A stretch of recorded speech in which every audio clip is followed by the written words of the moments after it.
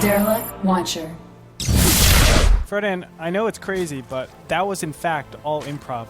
Yeah, I mean, Terry is doing great, and definitely hit him up on Twitter at HJK490. He picked the most convoluted combination of letters and numbers to troll all of you. But definitely hit him up. He's doing a great job on social media. Thank you again, Terry, for stopping by. But we've all come to see this, which is the best of 5 between Scarlett and aLive. Game number 2. Andre, why don't we go ahead with introductions? All right, ladies and gentlemen, the red Zerg in the top right-hand corner of Derelict Watcher. It is Acer Scarlett.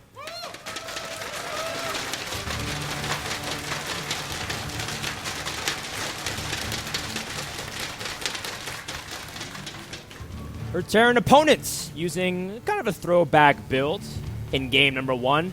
He wants to make a name for himself. Give it up for EG's aLive.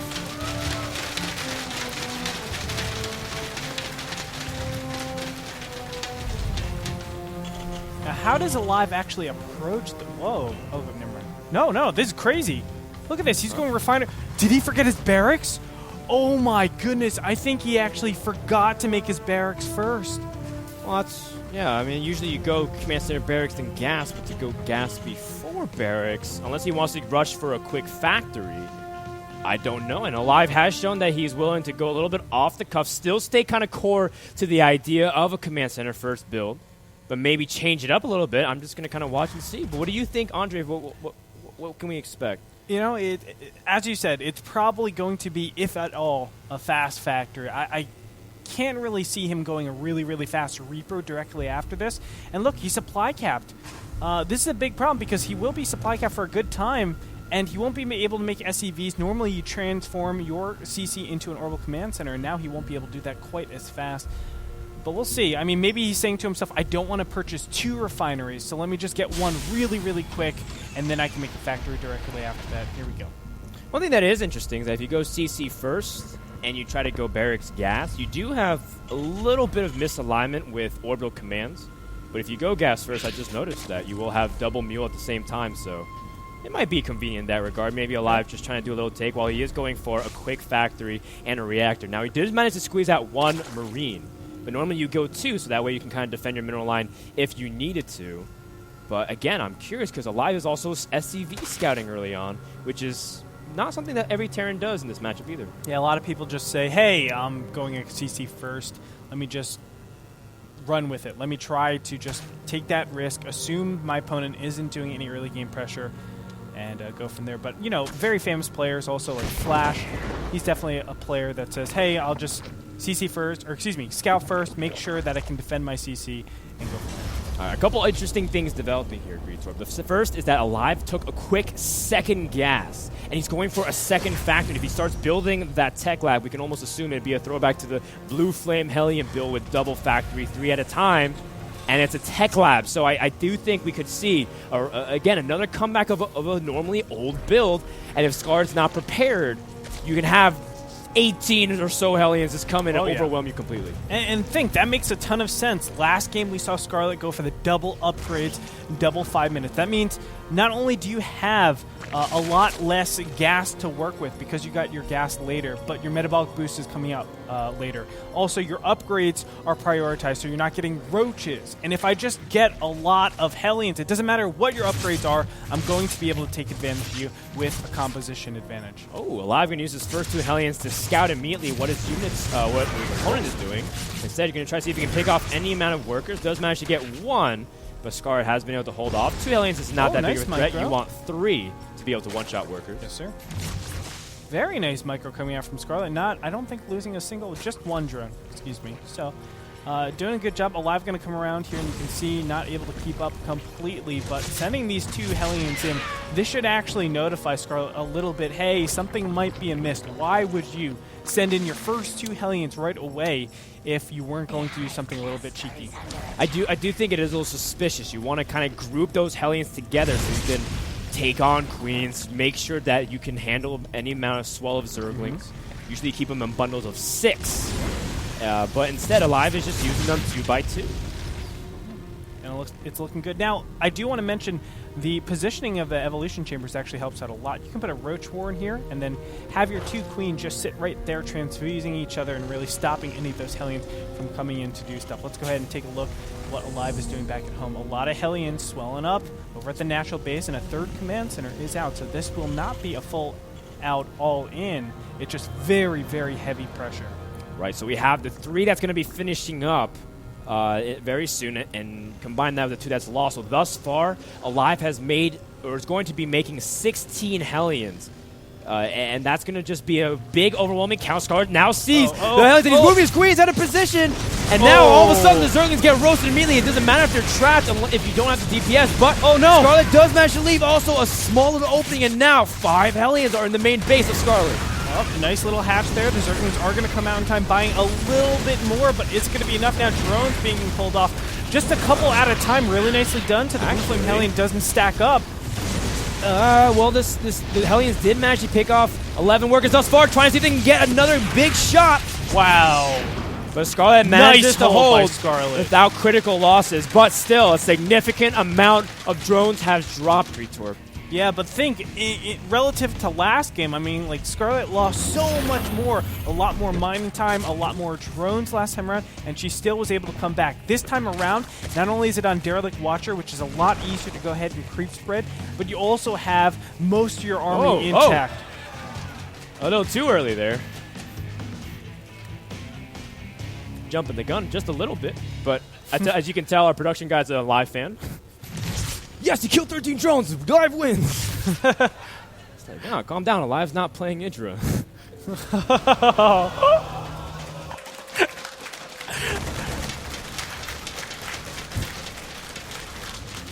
Cheap shot, Frodan. Cheap shot. Wait until he's retired. Way to kick a man down.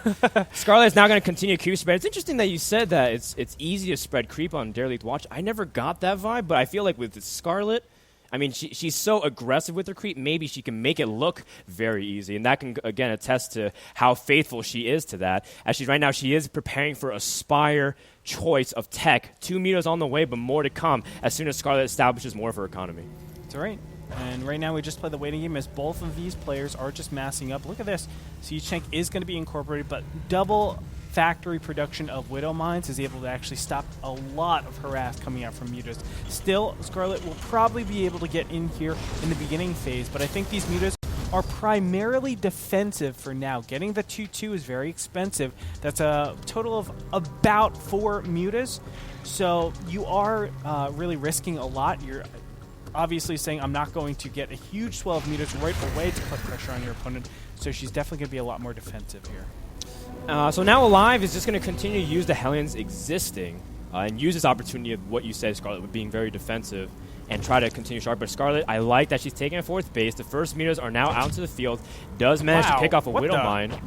And now, Scarlett leaves a big opening once again. And a lot of drones have to evacuate. A few meters will stay back to try to clean it up. But still, this is very disruptive. Whoa. Pretty significant losses. Another 8 drones have fallen because of that. Yeah, kind of crazy. That was really audacious by aLive. I mean, how could he actually know going in there would yield him any results? But as you said, he was just using his residual Hellions left, saying, okay, these are throwaways. Let's just go ahead, trade them out, and see if they can do any damage. Guess what? They did a lot of damage. And now aLive, well, I like that he's taking a 4th base much quicker. 4th Command Center has finished. But is he prepared for the incoming muta harass? There is 1 Widow Mine in position, but I think Scarlett sees it with the little indentation on the ground. Didn't try to pick it off before. Very good job again, just to kind of poke it out. Make sure she doesn't take too much damage from it. That's right. Scarlett has established the 4th base over here, and she will shortly saturate. As you can see, a huge amount of drones are going to be transferred over there. So far, both players just macroing up. We're going to wait until probably there's just a big confrontation. aLive is normally going to be the player, the Terran player, to be aggressive, or at least try to do something. Nicely done. Just random Widow Mines. This is definitely aLive style, having these Widow Mines scattered all over the place, just trying to take out as many mutas as possible. Most definitely, Andre. And I think this window is it allows Scarlett to buy more time if she's able to with the mutas. But aLive's been pretty good with his defenses thus far, and he hasn't really relied on turrets. In fact, I only see the 2 turrets at the third base finishing for aLive, so he's been doing this with minimal amount of defenses. Another snipe for Scarlett will be very good and useful. Every Widowmine you pick off will be less you have to worry about in terms of the full engagement when you have Ling Bainlia going up against this Bionic. Yeah, all the way up to 18 meters. This is kind of crazy. I mean, I wouldn't be surprised if we saw her go really, really high, the Moonglade style. And yes, that is going to be the case, as I just saw another round of meters come out. 22 now on the field. Moonglade is definitely a player that likes to go up to, 40, 50 mutas in TVZ, which is normally something we see in PVZ, but not so much in this matchup, just because mutas get countered pretty hard to Widowmines, or they can get countered. Good control from both sides. aLive just stimming a few of the units, trying to push off the mutas, but Scarlett kiting back, trying to see if he can assassinate any of the Widowmines that are a little bit too far forward, or even Marauders. Scarlett now has maxed out her bank and is making 37 Banelings. She is ready for the push, and she has spread her creep extremely far.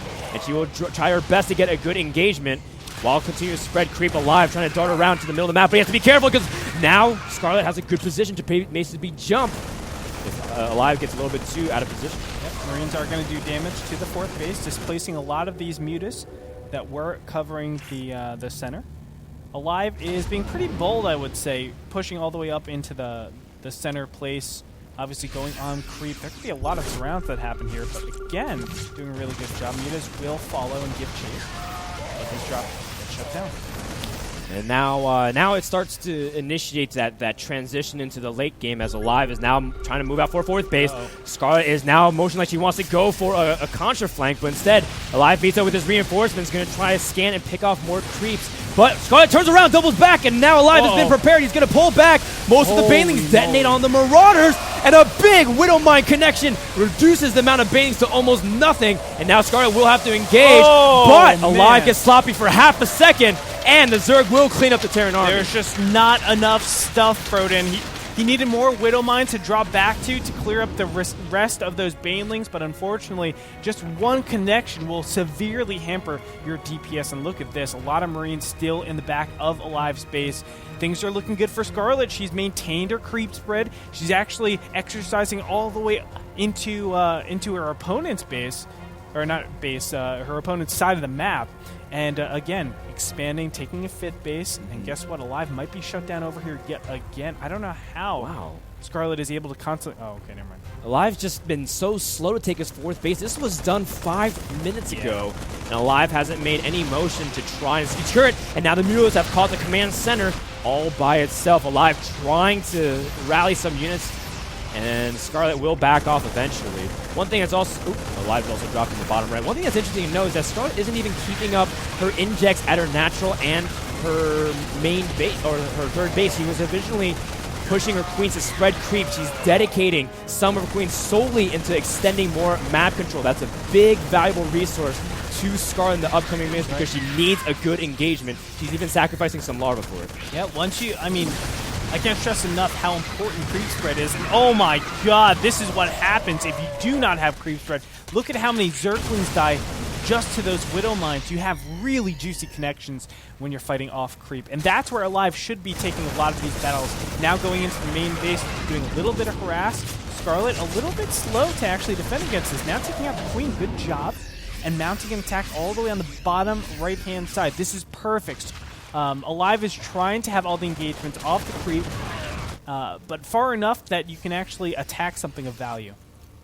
All right, so let's take a little... Ooh, hold that thought. Scarlett is going to see a big pack of bio. Will have to back off. She doesn't have many Banelings. In fact, she has 0 Banelings at all. She's waiting for Infestors to come out before she can possibly engage. Some Ultralists taking a quick fight, and now all of a sudden Scarlett will have to engage. A lot of bio is weak, but they are going to kite up the ramp. Off creep is going to disincentivize Scarlett from moving farther any farther forward. Oh, this looks so scary for Scarlett. She really needs that AoE, as you were talking about. No Banelings on the field. Infestors just now popping out. She definitely needs them much, much early. aLive doing a good job comprehensively playing, denying a lot of creep throughout the entire game, but he needs to keep up with that. Now taking out the bottom right-hand base. Scarlett... Nice job by aLive again to just continue to control the map. And now he's going to try to stim and get away and choose the high ground. Nice. Scarlett trying to see if they engage, but the Marines are all hiding behind the Marauders. Again, great organization of the flanks from aLive, as now he is able to push back Zerg yet again. Another drop into the 4th base of Scarlett. And aLive. I just like how he's able to really try to punish Scarlett for paying attention too much to the bottom right and trying to grab her attention everywhere. Now, this is where Derelict Watcher becomes so difficult to deal with for endgame Zerg play. Expanding is really hard. You need to cover so much of the map, and if you cover all that and defend all that, you don't have enough material to actually attack your opponent, so you have to really put yourself into an awkward position, a vulnerable position, in order to gain anything. Well, now the bio is on creep. Yep. And Zerglings are quick enough to run by it, but you can also force some detonations, which you do on the Marauders. 2 more Widow Mines do pick up a huge part of the leading pack of Zerglings. And now Scarlett only has 6 Zerglings on the field to support the Ultras. You need the Zerglings to tank the damage, to get the surround, to slow down the bio. Scarlett does have Queens for Transfuse and a few Infestors, but she's not done rounding out her army. Greater Spire on the way. aLive has finished 3-3 a long time ago and is now almost an exclusive Marauder production. aLive's bank is pretty heavy, while Scarlett's still trying to secure another base on the map. That's right. And the base you should really try to look for is that top middle expansion. This is going to be the easiest defensible position just because it's the natural progression of this expansion. That's why it becomes really hard, because you want to defend this mid-right, but at the same time, you have to defend the top middle. So I almost feel like you should give up this base and say, okay, I really can't defend that. Let's go ahead, just take the whole top of the map, and then be able to just direct everything from top to bottom, trying to attack my opponent.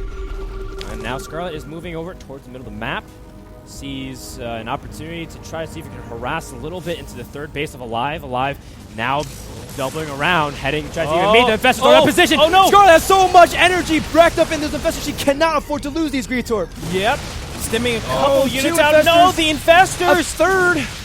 Are being taken out. Oh my god, damage. massive mistake out of Scarlett, transfusing to keep him alive, but another Infestor goes down. That's a lot of transfuses, a lot of AoE, and look at the healing potential of this army.